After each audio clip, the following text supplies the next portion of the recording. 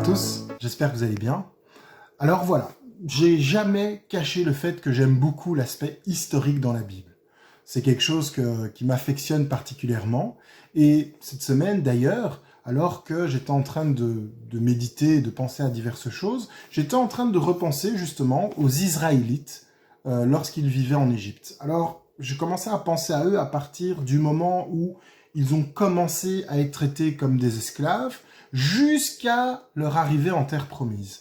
On va dire que ma réflexion à leur sujet a commencé avec, donc en Égypte, avec le pharaon qui régnait à cette époque-là et qui, n'ayant pas connu Joseph, voyait les descendants d'Israël se multiplier, donc il les voyait un peu comme une menace. Voyant, ils se multiplient, ils deviennent peut-être même de plus en plus puissants, et il commençait à se demander si, en cas de guerre, l'ennemi viendrait, si justement les Israélites ne se retourneraient pas contre les Égyptiens, et par peur d'un ralliement des Israélites envers les ennemis du Pharaon, par peur même peut-être d'un soulèvement ou d'une rébellion interne, le roi, le pharaon, les pouvoirs en place préférèrent changer leur politique vis-à-vis des Israélites et les soumettre déjà à un dur labeur, mais aussi à une régulation des naissances masculines. Donc voilà, ça c'est ce qu'on peut lire un peu dans le début du livre de l'Exode. Et donc, tout ça avait été fait afin de contenir les Israélites et de les soumettre, de faire en sorte qu'ils ne quittent pas le pays et de faire en sorte qu'ils soient tellement accablés par leur labeur qu'ils ne deviennent plus une menace pour l'Égypte. Et quand on pense à ça, on a l'impression que depuis leur arrivée en Égypte, le peuple de Dieu est passé de... C'est comme ça que les Égyptiens les ont accueillis, puisque Joseph était le premier homme d'Égypte. Bon, pourquoi pas le pharaon, le premier homme d'Égypte, parce que, voilà, c'est une petite parenthèse, mais le pharaon était considéré comme un dieu ou un demi-dieu, donc il n'était pas un homme à part entière. Et donc, le premier homme d'Égypte a été Joseph. Et donc, ils ont été acceptés, parce que le pharaon avait énormément d'affection pour Joseph, par tout ce qu'il a fait pour lui, et ils ont accueilli Israël, les Israélites, ils les ont accueillis les bras ouverts. Et j'ai l'impression que on est passé de « on vous accueille les bras ouverts dans la joie » à maintenant qu'on vous a, on vous prend dans nos bras, on vous serre, on vous lâche plus, on vous contraint à rester, et on vous serre de plus en plus fort entre nos bras, et on veut vous contraindre à rester là. Et on va dire que c'est un peu dans cette atmosphère, finalement, que le peuple de Dieu a vécu, et d'abord dans la joie d'être là, et puis ensuite, tout doucement, en glissant tout doucement, à vivre sous le joug de l'esclavage, dans la souffrance, et prisonniers, parce qu'on voulait même plus qu'ils quittent le pays. Et donc, les Israélites qui sont là et qui souffrent depuis des années, commencent à crier et pleurer vers Dieu, lui demandant de l'aide, lui demandant la liberté et en le suppliant d'intervenir. Et Dieu, il aime son peuple et il entend son peuple. Et donc, qu'est-ce que Dieu fait? Il intervint puissamment, il envoya Moïse et il les libéra de l'oppresseur. Par la même occasion, il n'a pas hésité à faire des miracles pour montrer que ce qui est impossible à l'homme est possible à Dieu. Et donc Dieu est intervenu dans cette histoire pour justement montrer que c'est lui qui a libéré son peuple du joug de l'esclavage égyptien. C'est lui qui a libéré son peuple de la main de l'oppresseur égyptien. C'est Dieu qui est intervenu, et s'il n'y avait pas eu ces miracles, jamais les Israélites n'auraient été libérés. Et puis, on voit que dans la suite de l'Exode, dans l'histoire, que le Seigneur n'a pas fait que libérer son peuple. Il leur donne en plus une perspective d'avenir. Il va, en les libérant, il les libère et il va réaliser la promesse faite à Abraham. offrir la terre promise à sa descendance. Donc oui, Dieu les libère de l'oppresseur, mais c'est pas pour les laisser comme ça en disant voilà, vous êtes partis d'Égypte et maintenant je vais vous laisser comme ça. Non, il les libère pour les amener vers la promesse, vers la terre promise. Et ils disent de cette terre, c'est là où coule le lait et le miel, là où la bénédiction coule en abondance. Et alors qu'il libère les Israélites, qu'il leur promet la terre qu'il a promis à Abraham, Dieu ne va pas directement les faire entrer dans cette terre promise. Pendant 40 années.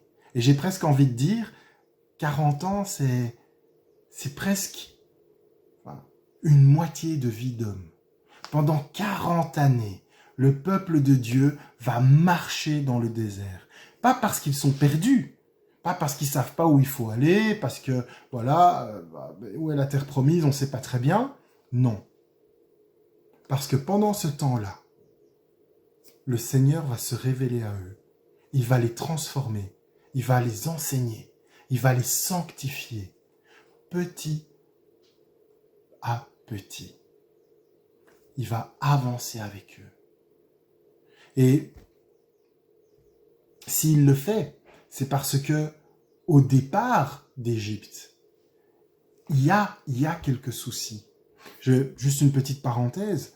Un des premiers épisodes que les Israélites vivent juste après la sortie d'Égypte, bon, après que Pharaon et son armée aient été engloutis par les eaux, encore une fois, Dieu intervient puissamment, de manière miraculeuse, pour faire vraiment cette coupure en disant, mais voilà, maintenant, ils ne vous poursuivront plus, c'est fini. Un des premiers épisodes qui en suit, c'est quoi ? Moïse part, le peuple reste, alors que Moïse va vers Dieu, le peuple reste en bas de la montagne et ils font un veau d'or. Et là encore, on voit que, mais oui, il y a des problèmes. Autant d'années passées dans un pays polythéiste, bien sûr qu'il y a certains qui ont oublié l'Éternel et qui ont peut-être même adoré d'autres dieux. Il y a des personnes qui, bien sûr, pensaient que la sortie d'Égypte allait directement les faire rentrer dans le pays de Canaan et de dire, ben voilà, on va maintenant vivre dans un pays où on vit dans l'abondance, on est libre et on fait un peu ce qu'on veut. Mais le veau d'or est un épisode qui nous montre que, oui, Dieu vous libère de l'oppresseur, de la main de l'homme, mais Dieu doit encore vous libérer et faire tomber les idoles, les idolâtres. Et donc pendant 40 années, alors qu'ils marchent dans le désert, pendant 40 années, Dieu va les sanctifier, étape après étape. Il va leur donner à manger, il va les guérir, il va leur donner la victoire sur les ennemis, il va leur donner la terre. Et étape après étape, Dieu va les faire rentrer dans une autre dimension. Déjà, il faut savoir que jour et nuit, ils seront guidés par Dieu lui-même. Le Seigneur est au milieu de son peuple. C'est lui le chef de son peuple. Il va, être au milieu d'eux. Il va les préparer à entrer dans la promesse. Ces 40 années, c'est une préparation pour eux, pour rentrer sanctifiés. Le peuple de Dieu rentrera sanctifié dans la promesse, dans la terre que j'ai promis à vos ancêtres. Et alors que j'étais en train de penser à tout ça, de toutes ces étapes, même de ces combats qu'ils ont eus, des combats contre les hommes, mais moi je pense que dans notre vie aujourd'hui, si on doit faire un parallèle, c'est plus un combat spirituel. Mais alors que j'étais en train de penser à toutes ces choses, et parfois, c'est pas dans un verset ou un chapitre que j'aime tirer les enseignements que l'Éternel veut me montrer. Parfois, c'est dans l'histoire de tout un livre, ou la majorité d'un livre. Et vous savez, j'aime faire des parallèles entre ce que la Bible nous enseigne et ma vie aujourd'hui, parce que j'ai envie de tirer les enseignements de ma vie dans la parole de Dieu, de l'Ancien Testament, de la Genèse jusqu'à l'Apocalypse. J'ai envie de pouvoir tirer dans toute la Bible les enseignements pour ma vie. Et oui, comme d'habitude, j'ai fait un parallèle entre les Israélites et moi. Je pensais aux Israélites à partir du moment où ils sont devenus esclaves en Égypte, à partir du moment où ils ne supportaient plus leurs conditions, qu'ils ont crié et pleuré vers Dieu, que le Seigneur a entendu leurs plaintes, et puis ensuite qu'il est intervenu pour les libérer, ici avec les Israélites, en envoyant Moïse, que l'Éternel les a libérés puissamment. Il a fait quitter son peuple, il a fait quitter l'Égypte à son peuple. Il les a accompagnés pendant 40 années dans le désert, afin de les faire avancer dans la sanctification. Et puis, il y a les combats, la conquête de Canaan, et enfin l'arrivée, l'arrivée et l'installation dans la terre promise, là où coule le lait et le miel. Excusez-moi. J'ai mes enfants qui sont tombés malades, et donc je pense qu'ils m'ont donné un peu de... Voilà, ils m'ont cadeau, c'est des cadeaux. Bref, pour revenir aux Israélites, et l'arrivée et l'installation dans la terre promise, là où coule le lait et le miel. Et puis il y a moi. Tout a commencé parce que j'étais esclave du péché. Pardon. Que je ne supportais plus ma condition. Car tout comme le Pharaon, pour les Israélites, notre ennemi le malin veut aussi nous écraser dans la fatigue, les tracas, sous le poids du travail, dans les conflits. Je pensais à ces Israélites qui étaient accablés par le Pharaon et ce qu'il leur donnait en plus à faire. Et je me dis, mais dans ma vie aujourd'hui, à chaque fois que je veux me tourner vers l'Éternel, il y a quelque chose dans ma vie qui s'alourdit sur mes épaules. Et c'est souvent la fatigue, le travail, les disputes, le tracas, les problèmes d'argent, comme si il faut m'écraser pour justement que je n'ai pas le temps ou que je ne prenne pas le temps de passer un moment avec l'Éternel, mon Dieu. Et le malin, oui, veut nous écraser, comme le Pharaon a voulu écraser les Israélites. Parce que tous les deux, le malin plus que le Pharaon, il sait qu'en Dieu, nous sommes une force qu'il ne peut pas contenir. Nous sommes une force en Dieu que le malin ne peut pas contenir. Alors, il essaye de nous mettre dans la souffrance. Et oui, dans la souffrance, j'ai crié et pleuré vers Dieu. Et le Seigneur m'a entendu. Le Seigneur a entendu ma plainte. Parce que le Seigneur nous écoute. Et par amour, il est intervenu pour me libérer. Par Jésus-Christ, il me libère. Non pas parce que je suis quelqu'un de meilleur qu'un autre. Au contraire, parce que je suis incapable de m'en sortir seul. Je suis incapable de m'en sortir sans lui. Et l'Éternel, qui libère puissamment son peuple à travers Christ, eh bien l'Éternel me libère aussi. Et alors qu'il m'accompagne dans mon désert, parce que c'est pas tout d'être libéré. Je suis libéré du poids du péché. Oui, effectivement. Mais après, il y a un autre chemin qui commence. Et même si ce chemin peut durer 40 années, donc une moitié de vie d'homme, il veut me faire avancer dans la sanctification, pas à pas avec lui, lui comme guide, jour et nuit. Parce que oui, je suis libéré du poids du péché, mais le chemin est encore long. Je dois encore avancer dans la sanctification.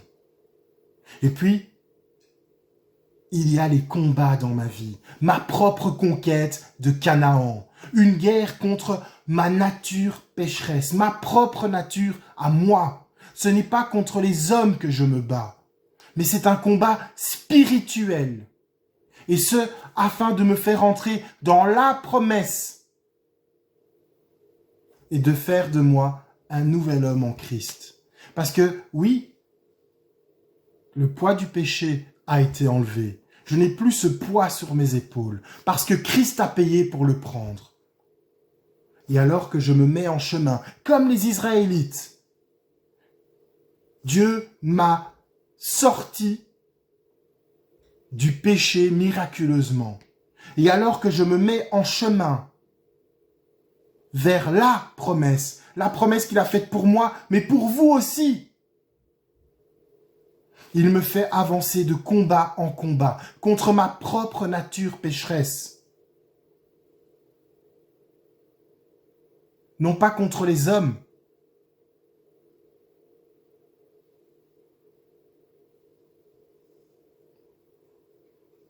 Parce qu'il veut faire de moi, par ce chemin, un nouvel homme en Christ. Il veut me faire rentrer dans l'abondance de sa présence, là où coule le lait et le miel.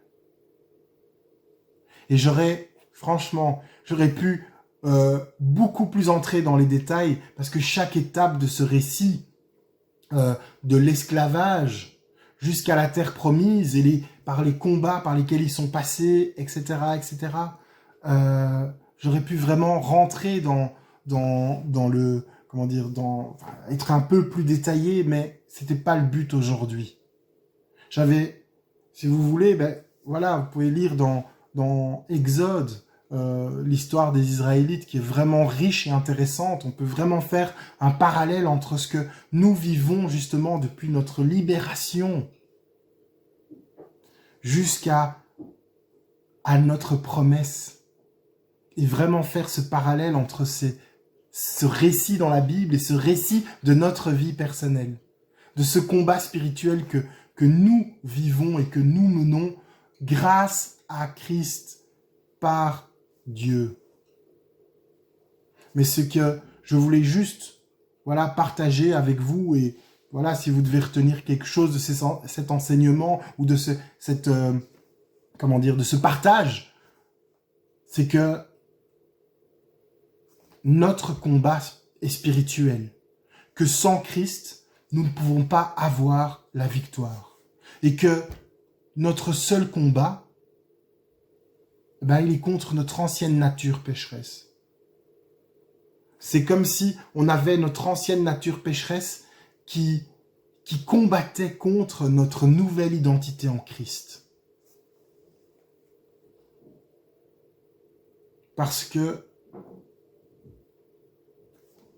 la volonté de Dieu dans ce chemin, dans la sanctification, parce que à chaque victoire, on va apprendre, à chaque étape, c'est une leçon qu'on reçoit. Et si on apprend, on avance. Et si on perd, c'est pas grave, ça changera pas notre salut. Il nous a délivrés du péché. Christ nous a délivrés du péché. C'est pas le fait de tomber qui est important, mais c'est le fait de se relever avec Christ, de le regarder et de dire, voilà, je suis tombé, pardonne-moi, aide-moi à avancer, aide-moi à comprendre ce qui n'a pas été, aide-moi à avancer chaque jour. Parce que Dieu, il veut nous offrir la victoire. Dieu veut nous sanctifier et nous faire entrer dans sa promesse pour notre vie. C'est ça qu'il a envie. Et que le chemin dure un jour ou que le chemin dure 40 ans. Le plus important, c'est que Dieu soit avec nous, jour et nuit. Et que nous avancions pas après pas dans la sanctification, afin que nous devenions une nouvelle personne en Christ. Soyez bénis.